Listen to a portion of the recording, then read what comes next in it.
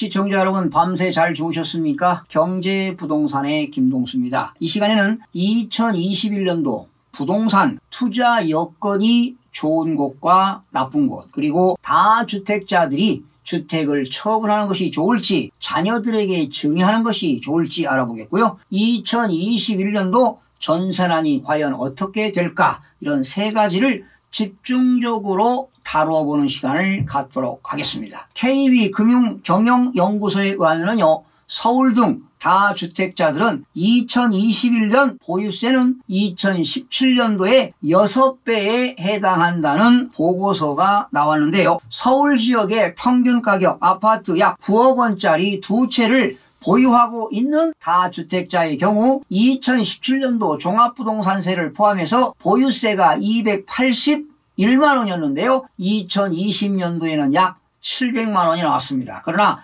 2021년도에는 1,500만 원으로 2배 이상 상승할 것으로 전망이 됩니다. 그렇다면 5년간 누적 보유세는 7,500만 원에 해당이 됩니다. 앞으로 공시가격이 해마다 인상하기 때문에 종합부동산세는 늘어날 것으로 보입니다. 강남권에요, 17억 원대 주택을 두 채 보유한 경우에 같은 기간에 내어야 할 보유세가 총 3억 원에 달합니다. 그러면 1년에 부담할 보유세는 6천만 원 아니겠습니까? 바로 6천만 원이면 1년 연봉 금액에 해당합니다. 소득 금액이 많지 않은 사람은 주택을 처분할 수밖에 없습니다. 연봉 2억 원을 받아도 세금 부담으로 강남권 아파트에서 살기가 갈수록 힘들어지는 세상이 오고 있습니다. 여러분, 2021년 주택가격에 영향을 미치는 요소를 살펴보면 이렇습니다. 세금 부담은 계속 증가할 것입니다. 종합부동산세의 과세 기준일은 6월 1일인데요. 이렇게 종합부동산세 부담이 본격적으로 대폭 증가가 됩니다. 그러니까 2020년도보다 2021년 올해는 2배 이상으로 세금이 나온다고 보시면 되겠고요. 특히 양도소득세율 중과세율이 적용되죠. 2주택자는 기본세율의 20%가 중과되고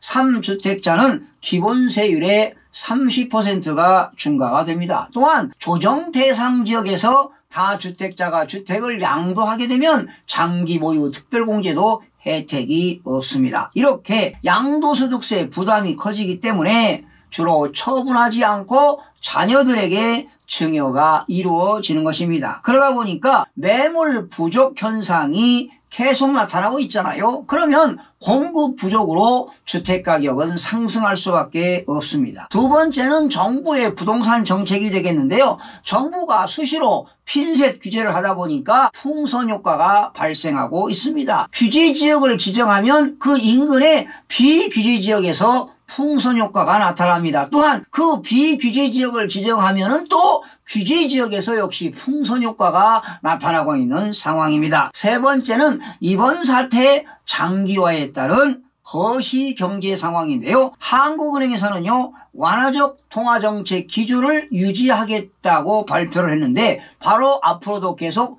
저금리가 지속되겠다는 것입니다. 이렇게 저금리가 지속이 되면은 시중의 유동성 자금 확대로 인해서 패닉 바잉이 이루어지기 때문에 주택가격은 계속 올라갈 수밖에 없는 상황이 전개되는 겁니다. 2021년 상반기 주택시장 안정은 다주택자들이 매물이 어느 정도 공급되느냐, 이런 것이 이제 관건이 되겠는데요. 만약에 매물이 나온다면은 매매 가격이 조정이 될 거고요. 만약에 매물이 나오지 않는다면은 매매 가격과 전세 가격이 동시에 오르는 상황이 전개될 수도 있습니다. 저금리가 지속될 경우 정부의 강력한 규제에도 투자 가능 지역에 대한 투자자들의 관심이 고조될 것입니다. 자, 여러분 예를 들어서 한번 살펴보겠는데요. 서울의 1세대 2주택자가 하나의 주택을 양도하는 경우에 양도소득세가 얼마 나오는지 시뮬레이션을 해드리겠습니다. 송파구 잠실동에 있는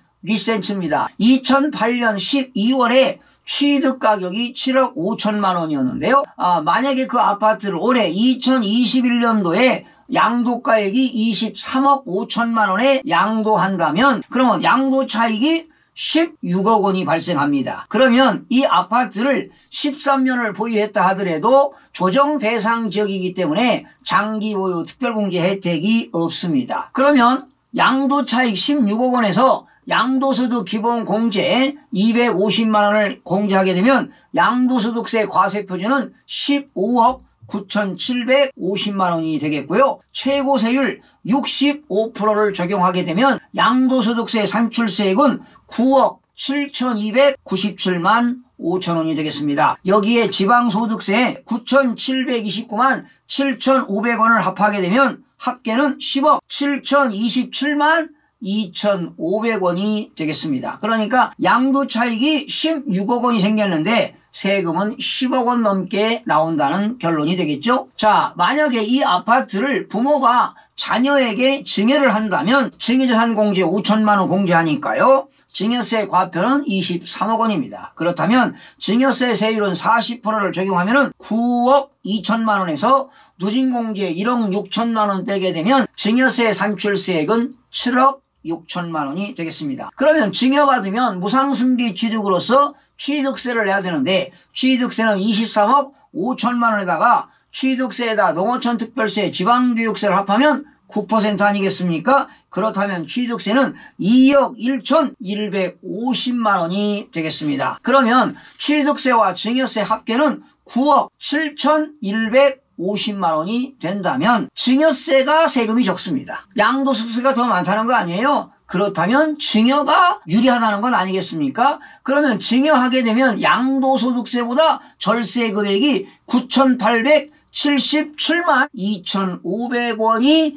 절세가 되기 때문에 대부분 다주택자들이 양도를 하지 않고 증여를 한다는 결론 아니겠습니까? 지금 계산을 해봤지만 계산 과정도 상당히 복잡합니다. 그렇다면 여러분 누가 좋겠습니까? 당연히 정부만 좋아지는 거지요. 세수가 많이 거치기 때문 아니겠습니까?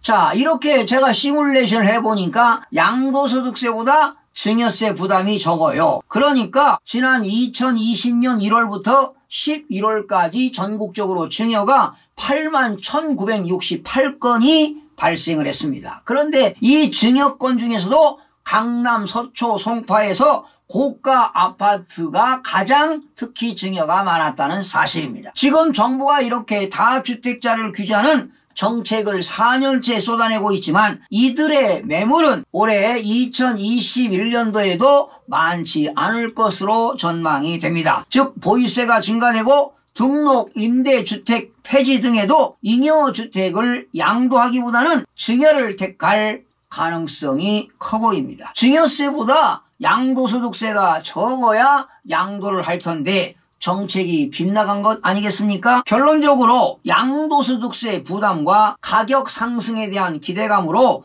증여를 선택하는 다주택자들이 상당히 많습니다. 보유세는 물론 증여 시 취득세율도 높은데 증여가 늘어나는 것을 보면 정부는 매물이 시장에 나올 수 있도록 양도소득세를 한시적으로 인하하는 정책을 검토할 필요가 있다고 보입니다. 여러분 2021년도 최고의 투자처는 어디가 될까요? 상업용 부동산은 초양극화 전망이 예상이 됩니다. 지금 언택트 시대 아니겠습니까? 이러한 언택트 시대에는 물류시설이라든가 데이터 센터가 최고의 시장이 될 것으로 보입니다. 미국의 경우는요, 아마존에서는 호텔과 백화점을 인수해서 물류창고로 쓰고 있습니다. 상업용 부동산 시장은 불확실성이 어느 때보다도 클 것으로 관측이 되는데요. 아마도 자산 특성에 따라서 초양극화가 심화될 것으로 보입니다. 투자 여건이 나쁜 곳은 어디가 될까요? 이번 사태 장기화로 자영업자들이 장기 침체가 되는 바람에 호텔이라든가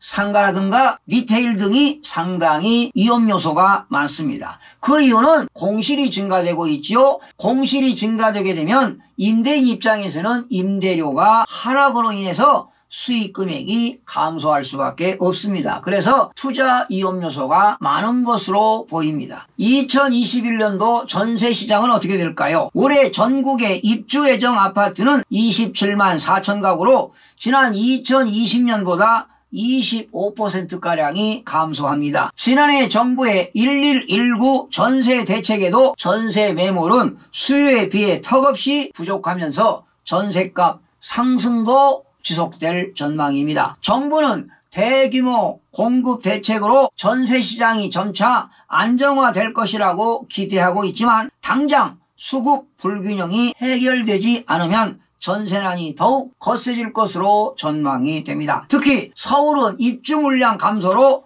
전세난이 지속될 것으로 보입니다. 그렇다면 여러분, 전세시장의 안정화 특효약은 매물 공급밖에 없습니다. 그러니 양도소득세를 좀 완화해서 시장에 매물이 나올 수 있도록 정책을 수립하는 것도 바람직하지 않나 생각을 해봅니다. 그러다 보니까 지금 전셋값 걱정에 잠 못 이루는 세입자들이 많을 것으로 예상이 됩니다. 4년간 비교적 안정세를 보였던 전세시장이 서울과 수도권 지역의 전셋값이 상승하고 있는데요. 바로 상승 이유는 이런 것입니다. 새 임대차법 시행으로 상당히 영향이 크고요. 그리고 신도시 등 청약 대기 수요 증가 요인이 되고요. 그리고 정부가 실거주 요건 강화 정책도 해당이 됩니다. 그리고 전세 후 월세 전환 등으로 전세 매물 분기 현상이 빚어지고 있기 때문에 전세값이 상승하는 것입니다. 그동안 정부의 온갖